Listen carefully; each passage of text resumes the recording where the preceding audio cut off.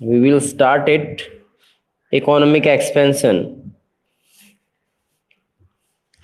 देखिए बेटा, the empire had substantial economic infrastructure of harbours. इस समय तट पे काम करने वाले बहुत बड़ी संख्या में श्रमिक जो लोग थे वो इस साम्राज्य के अंदर काम कर रहे थे, जो खास तौर पे तटीय इलाकों तक सीमित थे। Mines, queries, brickyards, olive oil factories, wheat, wine, and olive oil were traded and consumed in huge quantities.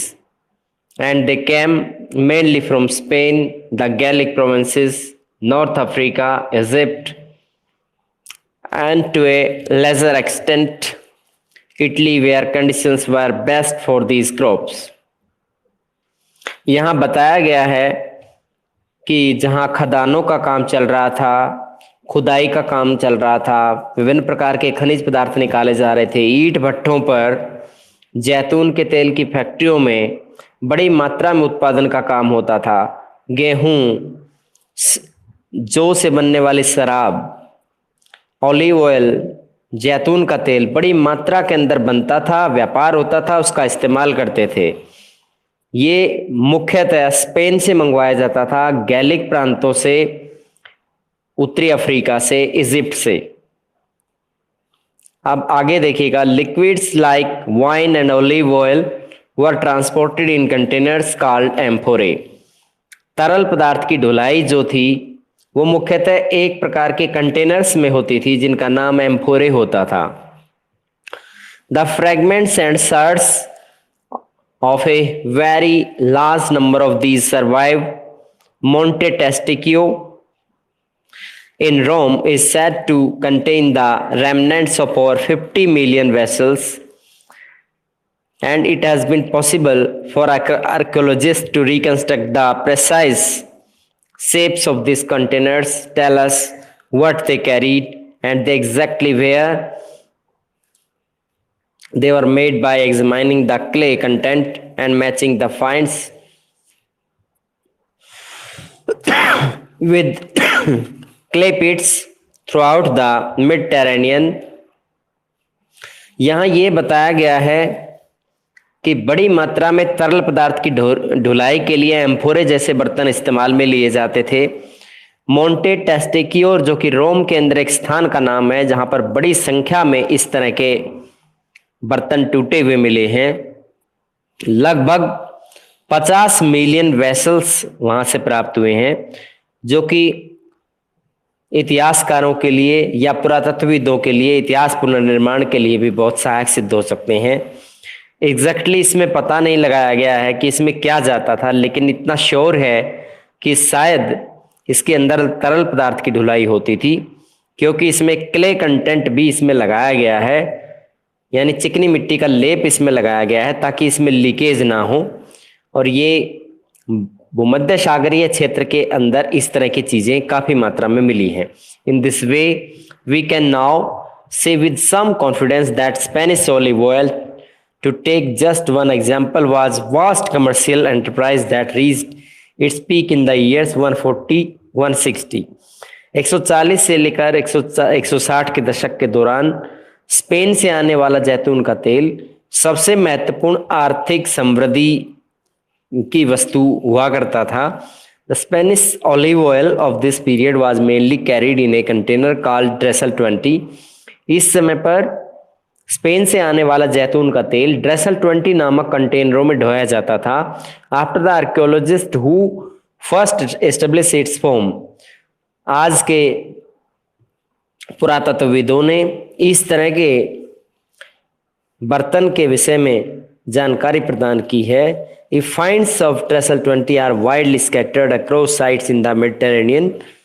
भूमध्य सागरीय क्षेत्र में ड्रेसल 20 के जो बर्तन हैं वो कहीं कहीं पर बिखरे पड़े हैं। This suggest that the Spanish olive oil circulated very widely Indeed.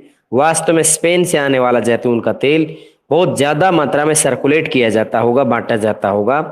By using such evidence, इस तरह के प्रमाणों का इस्तेमाल करते हुए, the remains of the amphorae and different kind and their distribution maps, यानी मानचित्रों का बंटवारा विभिन्न प्रकार के मानचित्रों का बंटवारा, और यहाँ पर जो एम्फोरे जैसे बर्तनों का पाया जाना एक महत्वपूर्ण स्रोत है इस चीज की जानकारी जुटाने के लिए। Archaeologists are able to show, पुरातत्वविद इस बात को शो करने के लायक बने हैं that Spanish producers succeeded in capturing markets for olive oil from their Italian counterparts. Spain के उत्पादनकर्ताओं के द्वारा और फिर उसके बाद जैतून का तेल जो है इटली के द्वारा भी पर्याप्त मात्रा में मार्केट में लाया गया। This would only have happened if Spanish producers supplied a better quality oil at lower prices. और ऐसा इसलिए हो रहा था जब स्पेन के लोग अच्छी क्वालिटी का जैतून का तेल सस्ती कीमत पर बेच रहे थे। इन अदर वर्ड्स, दूसरे शब्दों में, the big land owners from different regions competed with each other. बड़े बड़े भू जमींदार जो थे वे लोग एक दूसरे से compete कर रहे थे, प्रतियोगिता कर रहे थे for control of main markets of the goods they produced, कि जो भी वस्तुएं उनके द्वारा भेजी जाती हैं उससे संबंधित बाजारों पर कब्जा जमाने के लिए। The success of Spanish olive growers was then repeated by North African and producers, North African producers. उसके बाद स्पेन के जैतून तेल उत्पादनकर्ताओं के लिए उत्तरी अफ्रीका से आने वाला तेल जो है कॉम्पिटेटरी रहा। Olive estates in this part of empire dominated production through most of the 3rd and 4th century. तीसरी और चौथी सदी के दौरान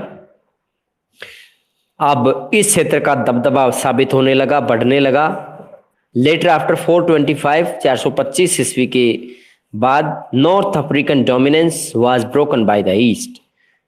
उत्तर अफ्रीका का जो वर्चस्व था वह पूर्व के लोगों ने तोड़ दिया। And in the later 5th and 6th centuries, और उसके बाद 5वीं में जो है एशियन लोगों का प्रभाव बढ़ने लगा। Southern Asia Minor, Turkey, Syria and Palestine became major exporter of wine and olive oil.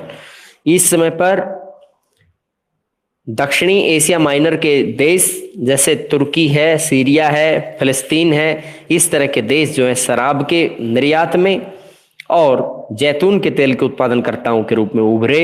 And containers from Africa so dramatically reduce presence on Mediterranean markets. और भूमध्य सागर के बाजारों के अंदर अब अफ्रीका से आने वाले जो कंटेनर्स थे उनकी संख्या कम होने लगी। Behind these broad movements of the prosperity of individual regions rose, और इसके पीछे व्यापक रूप से विभिन्न क्षेत्रों से आने वाला जो माल था या जो समृद्धि थी धीरे धीरे वो अब व्यापक होती चली गई। And the fell depending on how effective they could organise the production, और अब ये पूरी तरीके से प्रभावशाली साबित हुई और इससे उत्पादन जो है और भी ज्यादा बढ़ाया जा सकता था। And the transport of particular goods, और विभिन्न प्रकार की वस्तुओं का यातायात परिवहन के रूप में इस्तेमाल करना। And the quality of those goods, और उस तरह की वस्तुओं की जो गुणवत्ता है उसको और ज्यादा सुधारना। The empire included many regions that had a reputation for exceptional fertility. इस साम्राज्य के अंदर बहुत से क्षेत्र ऐसे थे जहां पर जिन क्षेत्रों की जो फर्टिलिटी थी, उपजाऊपन था, वो बहुत अच्छा था, उससे एक रेपुटेशन थी। Campania in Italy, Sicily and Fayum in Egypt, and Galilee and Byzacium Tunisia, southern Gallia, Narbonensis and Baetica, southern Spain were along among the most densely settled or wealthiest parts of the empire, according to writers like Strabo and Pliny। यहाँ बताया गया है, कुछ ऐसे लेखक हुए हैं, strobo और प्लिनी जैसे लेखकों ने भी इसमें बयान किया है कि इस साम्राज्य के कुछ हिस्से जो कि बहुत ही ज्यादा समृद्धशाली थे, जिनकी एक पहचान थी, अच्छे उपजाऊपन लिए हुए थे, जैसे इटली के अंदर कैंपेनिया, सिसिली और इजिप्ट में फयूम, यहाँ ट्यूनिसिया के अंदर बाइजैकियम और गैलीली, यहाँ पर दक्षिणी गौल यानी फ्रांस, इसमें गौलिया, नेबोनेसिस और ब्यूटिका, ये दक्षिणी स्पेन में पड़ता है ब्यूटिका। इन सभी स्थानों पर धनवान लोग रहते थे और ज़्यादा उनकी इनकम सोर्सेज अच्छे थे। स्ट्रेबो और पिल्नी ने भी इसमें बयान किया है, the best kind of wine came from Campania, सबसे बढ़िया क्वालिटी की जो शराब थी वो कैंपेनिया से आती थी। Sicily and Byzacium exported large quantities of wheat to Rome. Sicily और बाइजैकियम दोनों क्षेत्र जो थे बड़ी मात्रा में गेहूं का निर्यात रोम के लिए करते थे। Galilee was densely cultivated, Galilee में सघन खेती होती थी। Every inches of the soil has been cultivated by the inhabitants, यानी जो मूल निवासी लोग थे वो 1 इंच दर इंच जमीन को बोते थे। Wrote the historian Josephus and Spanish olive oil came mainly from the numerous states fundi along the banks of the river Guadalquivir in the south of Spain. यहाँ ये बताया गया है कि जोसेफ जैसे इतिहासकारों ने इसमें लिखा है कि जो स्पेन के अंदर जो ऑलिव ऑयल का उत्पादन होता था, जैतून के तेल का जो उत्पादन होता था, वो बहुत से न्यूमरस एस्टेट से वो आता था, बहुत से क्षेत्रों से वो मंगवाया जाता था। और ख़ास तौर पे गुडेलक्विर जो नदी है उसके किनारे किनारे इस तरह का उत्पादन होता था। ऑन द अदर हैंड, दूसरी तरफ, large expenses of Roman territory were in a much less advance states. यहाँ तक बताइए बेटा, कोई प्रॉब्लम है, कोई चीज समझ में नहीं आई हो?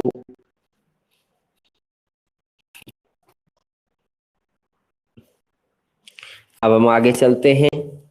On the other hand, large expenses of Roman territory were in a much less advanced state. दूसरी तरफ बहुत ज़्यादा जो खर्चा होता था रोमन क्षेत्रों के अंदर, और ये जिनमें ज़्यादा खर्चा होने की वजह से वो राज्य थोड़ा सा इतने एडवांस नहीं रह पाते थे। For example, transhumance was widespread in the countryside of the Numidia modern Algeria. आधुनिक अल्जीरिया के अंदर जिसे न्यूमीडिया के नाम से जाना जाता है, उसका देहाती क्षेत्र जो है वो हालांकि पीछे छूट रहा था, उसका विकास इतना नहीं हो रहा। These पेस्ट्रोल and the semi nomadic communities were often on the move. यहाँ के जो अर्ध घुमंतु लोग होते थे या फिर चरवाहे जो होते थे वो हमेशा ही एक स्थान से दूसरे स्थान पर यात्राएं करते थे। Carrying their own shaped huts, वे अपनी खुद की अपने ढंग की एक झोंपड़ी का निर्माण करते थे। कार्ड मैपालिया, जिसे मैपालिया कहा जाता था, विद्यम अपने, ये इस तरह की अस्थायी ढांचा होता था जिसको अपने साथ ले जा सकते थे। एज रोमन एस्टेट्स एक्सपेंडेड इन नॉर्थ अफ्रीका, और जैसे ही रोमन साम्राज्य का विस्तार उत्तरी अफ्रीका तक हुआ, pastures of those communities were drastically reduced. तो इस तरह के समुदायों की जो समुदायों का जो ढांचा था या इनकी जो सुविधाएं थी वो कम होती चली गई। And their movements more tightly regulated, और उनका जो एक स्थान से दूसरे स्थान पर जाना या गतिशीलता जो है उनको नियमित कर दिया गया।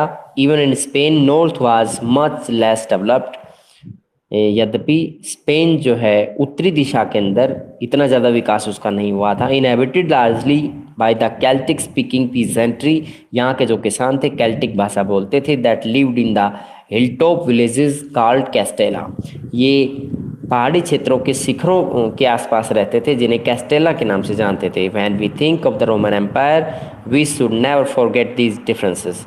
हमें रोमन साम्राज्य के बारे में जब हम पढ़ते हैं, सीखते हैं, सोचते हैं तो हमें इस तरह के अंतरों के बारे में नहीं भूलना चाहिए। We should also be careful not to imagine, हमें इस बात का भी को भी नज़रअंदाज नहीं करना चाहिए, या केयरफुल नॉट टू इमेजिन, हमें इस तरह की कल्पना नहीं करनी चाहिए। That because this was the ancient world, क्योंकि यह एक प्राचीन संसार था। And there form of cultural and economic life were necessarily backward और प्राइमेटिव, और इनके जो सांस्कृतिक और आर्थिक जो जीवन होता था वह आर्थिक पिछड़ेपन का शिकार होता था और आदिवासियों की तरह का रहता था। ऑन द कॉन्ट्रेरी, जबकि तुलनात्मक रूप से diversified applications of water power around the Mediterranean as well as advances in the water powered milling technology, यहाँ पर जो उस समय जल का बंटवारा था वो सब लोगों को समान रूप से नहीं मिल पा रहा था। कुछ एडवांस टेक्निक भी मिल जाती हैं जो जल का इस्तेमाल करने के दौरान इन लोगों ने इस्तेमाल की। The use of hydraulic mining techniques in the Spanish gold and the silver mines, जैसे कि सोने और चांदी की खदानों के अंदर स्पेन के अंदर हाइड्रोलिक माइनिंग टेक्निक का इस्तेमाल किया गया था। तो ये एक आधुनिक जो बदलाव का साधन था। And the gigantic industrial scale on which those mines were worked in the first and the second centuries with level of outputs that would not be reached against till the 19th century। 19वीं सदी तक आते आते यहाँ पर पहली और दूसरी शताब्दी के जो स्तर थे उनके अंदर बड़ा तेजी से बदलाव होता गया। सम 700 ईयर्स लेटर, लगभग 1700 साल ईस्वी के बाद, existence of well organised commercial and banking networks, अब यहाँ पर बैंकिंग संस्थाएं खोली गई, कमर्शियल संस्थाएं खोली गई, वेल ऑर्गेनाइज संगठन तैयार किए गए। And the wide spread of use of money और all the indications of how much we tend to the underestimate the sophistication of Roman economy. हम रोमन अर्थव्यवस्था को और अच्छा गति में रूप प्रदान करने के लिए इस समय पर इस तरह के संकेत उभर कर सामने आए। This raises the issue of labour and the use of slavery, और इसी वजह से यहाँ पर श्रमिकों और दासों के इस्तेमाल से संबंधित जो मुद्दे थे वो महत्वपूर्ण हो गए। ट्रांसह्यूमेंस का मीनिंग देखिए, ट्रांसह्यूमेंस इज द हर्ड्समैन। ट्रांसह्यूमेंस का मीनिंग होता है चरवाहे। रेगुलर एनुअल मूवमेंट, जिनका नियमित रूप से वार्षिक जो है गतिशीलता बनी रहती है, एक स्थान से दूसरे स्थान पर जाते हैं। Between the higher mountains regions, ऊंचे पर्वतों से लेकर, and the low lying ground in the search of pasture, वे ऊंचे पर्वतीय इलाकों से निम्न भूमियों के अंदर नीचे उतरते हैं, पहाड़ियों से नीचे उतरते हैं। For sheep and the other flocks, वे अपने भेड़ और बकरियों के झुंडों को चराने के लिए ऐसा करते हैं। इसे ट्रांसह्यूमेंस कहा जाता है जब कोई भी एक समुदाय, चरवाहा समुदाय, अपना एक स्थान से दूसरे स्थान पर यात्रा करता है। यहाँ तक आपको पढ़ा दिया गया है, उससे आगे का देखिएगा कंट्रोलिंग वर्कर्स। इस टॉपिक को हम स्टार्ट करेंगे। कंट्रोलिंग वर्कर्स, पहले आप ये देखिए, on the treatment of slaves, ये जो स्ट्रिप है इसको पहले पढ़ा रहे हैं। Some afterwards the city prefect Lucius Pedanius Secundus was the murdered by one of his slaves. एक व्यक्ति की हत्या, जिस व्यक्ति का नाम ये था जो है ल्यूसियस पेडानियस कैंडियस, इस व्यक्ति का नाम है, ये एक दास के द्वारा इसकी हत्या कर दी गई। आफ्टर द मर्डर, मारने के बाद, ancient custom required that every slave residing under the same roof must be executed, कि उसके बाद दास नियमों में बदलाव किया गया। प्राचीन उनकी परंपराएं थी, उनकी डिमांड बढ़ गई कि प्रत्येक दास के जो उसी छत के नीचे अगर रह रहा है तो उस व्यक्ति को गिरफ्तार किया जाए। बट ए क्राउड गैदर्ड, लेकिन एक भीड़ इकट्ठा हो गई, eager to save so many innocent lives, बड़ी संख्या में इस तरह के इनोसेंट लोगों को बचाने के लिए। एंड राइटिंग बिगेन, और झगड़ा शुरू हो गया। And the senate house was besieged, there was feeling sovereignty, but majority opposed any change. लेकिन यहाँ पर सीनेट का जो संगठन था वह इससे प्रभावित हो गया, और काफ़ी संख्या में लोगों को इकट्ठा होने की वजह से उनकी भावनाएं बाहर निकल रही थी, बाहर पता लग रहा था को क्या चाहते हैं। मेजॉरिटी उनकी ज़्यादा थी, इसलिए लोगों को उनकी बात माननी पड़ी। The senators favouring execution prevailed, और जो सीनेटर्स चाहते थे कि भी किसी भी तरीके से इन पे सख्ती का इस्तेमाल हो, वो रुक गया। And however great crowds ready with the stones, और ज़्यादातर भीड़ जो है अपने पास पत्थर लिए बैठी थी। टॉर्चेस प्रिवेंटेड द ऑर्डर, हाथ में बैटरी लेके बैठे थे, तो वो मानते थे अगर उन पे। Nero rebuke the population by edict, और एक अभिलेख के जरिए बात पता चलती है कि नीरो नाम का उनका नेता था जो उन्हें इस चीज़ के लिए समझा रहा था। Line the troops the whole route along with those condemned were taken for execution Tacitus historian of the early empire. और इस तरह से टैसिटस नाम के एक इतिहासकार ने, जो कि आरंभिक साम्राज्य के इतिहास को लिखने वाले एक व्यक्ति थे, उसके संबंध में जानकारी प्रदान की है। अब the practice of encouraging female slaves and their partners to have more children and who would of course also be slaves. यहाँ ये बताया गया है कि महिला जो दास होती थी उन्हें कहा जाता था कि वे और अधिक से अधिक बच्चे पैदा करें ताकि दासों की संख्या में कमी ना आए और ज़्यादा दास मिलते रहें। अब यहाँ तक देखिएगा बेटा, कोई बात समझ में नहीं आई तो पूछ सकते हैं। अब हम इसमें आगे शुरू करते हैं इसे। कंट्रोलिंग वर्कर्स, इसका क्वेश्चन इस तरीके से बन रहा है, ऊपर आप देख सकते हैं। How workers and slaves controlled in Roman Empire. Slavery was an institution deeply rooted in the ancient world. दास प्रथा जो है रोमन साम्राज्य का या प्राचीन संसार का एक बहुत ही महत्वपूर्ण संगठन होता था। ये दास प्रथा उसका अभिन्न अंग पाया जाता था उस समय, both in the Mediterranean and in the Near East, मध्य सागर के क्षेत्र में और निकटवर्ती पूर्व के अंदर भी दोनों जगह इस तरह के उदाहरण मिलते थे। Not even Christianity when it emerged, केवल ईसाइयत के समय पे ही ऐसा नहीं था, बाकी और विभिन्न प्रकार की परिस्थितियों में भी ऐसा था। And trumpeted as the state religion, बल्कि एक राज्य धर्म भी कुछ जगह पर बना दिया गया था। इन द 4th सेंचुरी, 4वीं सदी के दौरान सीरियसली चैलेंज दिस इंस्टीट्यूशन, जिसने गंभीरता के साथ इस तरह के संगठन का विरोध किया। It does not follow that the bulk of the labour in the Roman economy was performed by the slaves.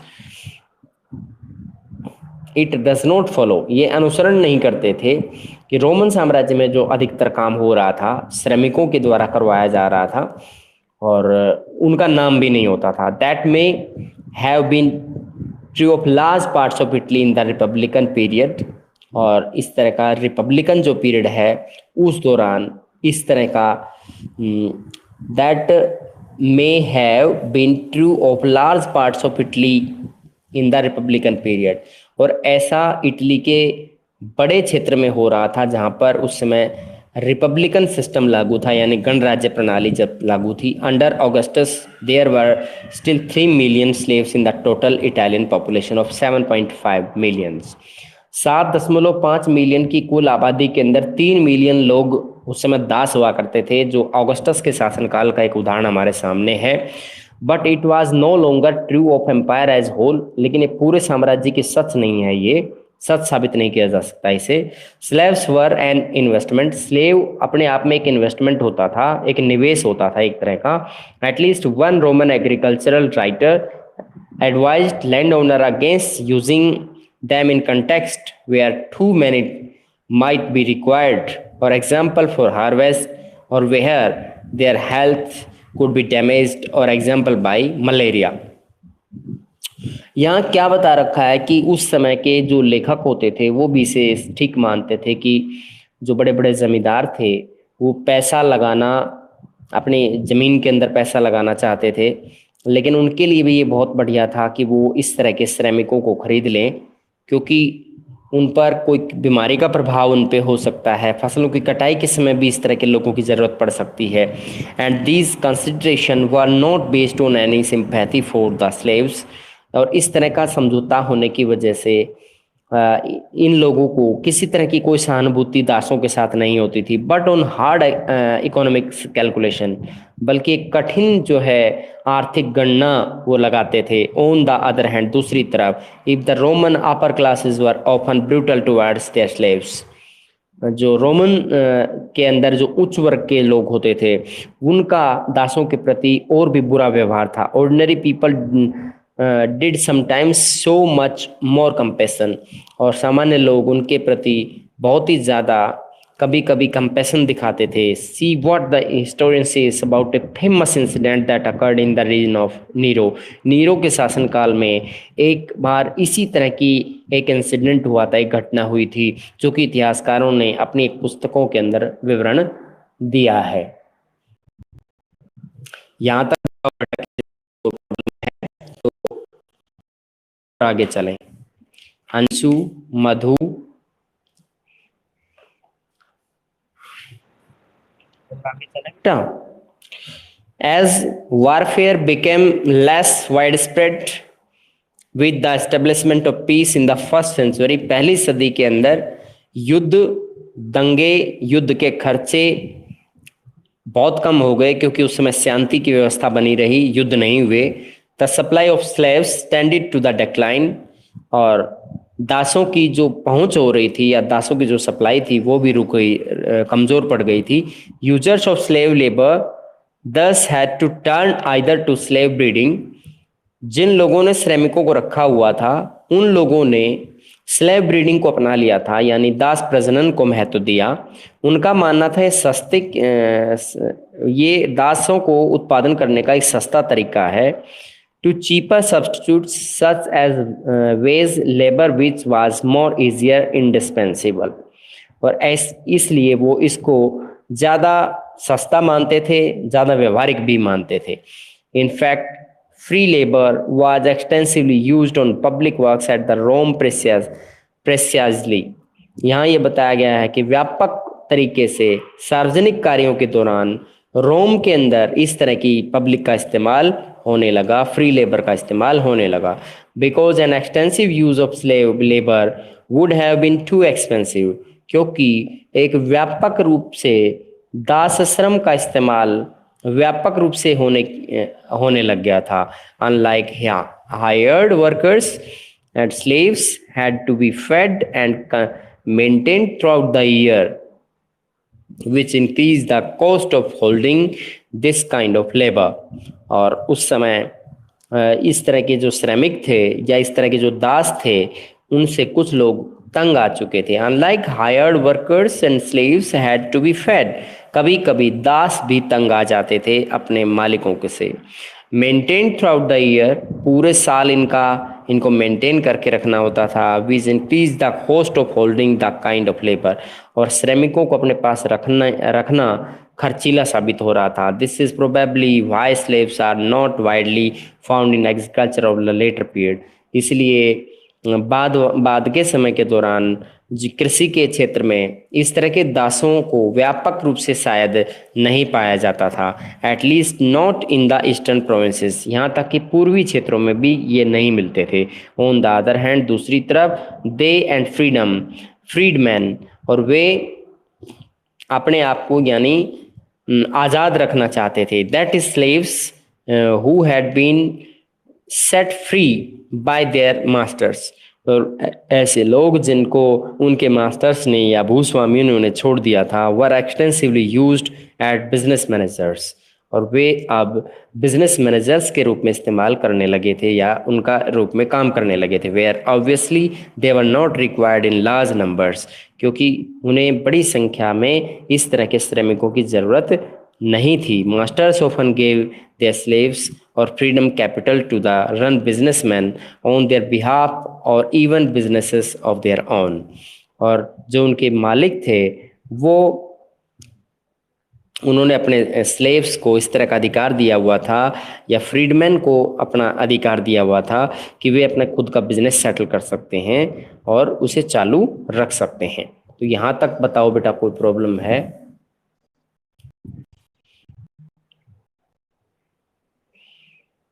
ये इस तरह के चित्र इसमें बने हुए हैं, देखिए ऐसा लोगों के साथ हुआ था उस समय। पुरुषों को, महिलाओं को बहुत दिन रात मेहनत करनी पड़ती थी। Roman agricultural paid a great deal of attention to the management of labour. Roman के कृषि करने वाले जो जमींदार थे या जो किसान थे, कृषि करने वाले किसान, उनके विषय में लेखकों ने लिखा है कि वहाँ भी दास श्रम होता था, लेकिन वो हमेशा पैसा देकर के ही काम कराते थे। Columella, a first century writer who came from the south of Spain, एक स्पेन से, दक्षिणी स्पेन से आने वाला एक सबसे पहला लेखक, पहली सदी का लेखक जिसका नाम कोलुमेला था, उसने अपने एक्सपीरियंसेस शेयर किए हैं। Recommended that land owners should keep a reserve stock of implements and tools, कि एक जमींदार के पास में, एक किसान के पास में कौन कौन से वो औजार, कौन कौन से उपकरण उसके पास में संचित रहने चाहिए जो उसको खेती करने के लिए चाहिए, सभी तरह के औजार चाहिए। Twice as many they needed, और कभी कभी उनको दोहरे रूप में होना चाहिए। जैसे उसको मान लीजिए 2 कसियों की जरूरत है तो उसके पास 4 कसियां होनी चाहिए, so that production could be continuous, ताकि उत्पादन नियमित रूप से बढ़ता रहे। For the loss in slave labour time exceeds the cost of such items, और अगर प्रोडक्शन बढ़ता है तो वो उनको बढ़ा सकते हैं, उनका इस्तेमाल बढ़ जाता है औजारों का। और अगर लॉस हो जाता है, नुकसान हो जाता है, तो स्लेव जो हैं इस तरह के औजारों को बेच करके अपना गुजारा कर सकते हैं। There was a funeral general presumption, और यह एक बिल्कुल सामान्य सी अवधारणा थी, among employers that without supervision no work and would ever get done, so supervision was paramount. उस समय ऐसा माना जाता था कि अगर सुपरविजन का काम नहीं हुआ है या परीक्षण नहीं हुई, ऑब्जर्वेशन नहीं हुआ, तो कोई काम भी सही से नहीं कर सकता है। इसलिए देखना बहुत जरूरी था, काम करते हुए लोगों को जांचना, देखना जरूरी था। For both free workers and slave, खास तौर पे स्वतंत्र और दास किसानों के संदर्भ में, दास श्रमिकों के संदर्भ में। टू मेक सुपरविजन इजियर, और ऐसा सुपरविजन का जो काम था आसान भी हो गया था। वर्कर्स वर समटाइम्स ग्रुप्ड इनटू गैंग्स और स्मॉलर टीम्स, कभी कभी किसान, ये जो मजदूर होते थे वो अपना समूह बना लेते थे। कोलुमेला रिकमेंडेड स्क्वाड्स ऑफ 10, और कोलुमेला ने भी इसी तरह का एक उदाहरण प्रस्तुत किया है जिसमें लगभग 10 के करीब लोग जुड़े हुए थे। Claiming it was easier to tell who was putting in fact and who was not in work group of this size, और ये दावा करते हैं कि उनके लिए आसान हो जाता है कि इस तरह के समूह के अंदर रहकर वो काम करें, और अगर वो नहीं करना चाहते हैं तो कोई दूसरा समूह भी गठित कर सकते हैं। This shows A detailed consideration of the management of labour, और इस बात से ये सही तरीके से दर्शित हो जाता है कि जो मैनेजमेंट का लेबर मैनेजमेंट जो है वो, या श्रमिकों का की व्यवस्था करना, ये एक बहुत ही व्यापक कंसीडरेशन का काम था। प्लेनिंग द, जिनको प्लिनी कहा जाता है, the Elder author of very famous natural history, जो कि एक नेचुरल हिस्ट्री नामक एक ग्रंथ के एक लेखक रहे हैं, condemn the use of slave gangs as the worst method of the organizing production. उत्पादन को बेहतर तरीके से व्यवस्थित करने के लिए दास समूह गठित करना बहुत गलत था, वह उसे उचित नहीं मानता, उसकी प्रशंसा नहीं करता है, आलोचना करता है। Mainly because slaves who worked in the gangs were usually chained together by their feet, क्योंकि जब गैंग्स गठित कर दी जाती थी तो श्रमिकों को उनके पैरों से जंजीरों से बांध करके रखा जाता था, जिसको वह ठीक नहीं मानता था। अब यहां तक बताइए बेटा, कोई प्रॉब्लम है?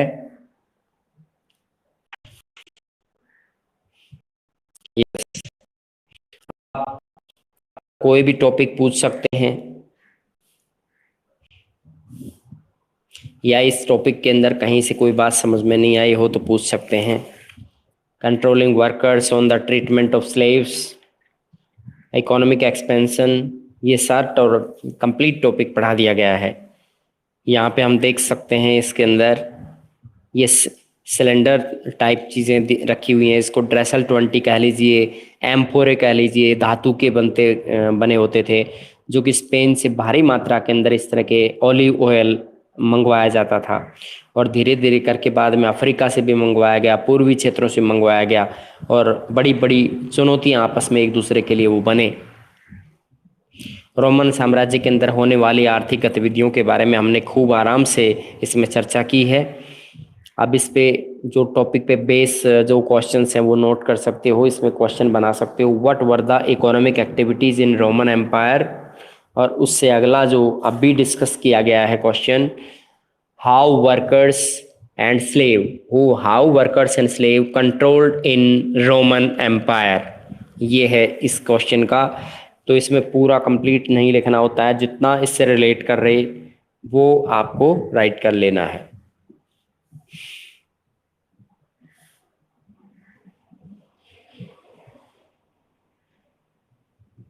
यहां तक कोई प्रॉब्लम है तो बता सकते हैं भी। मधु, अंशु।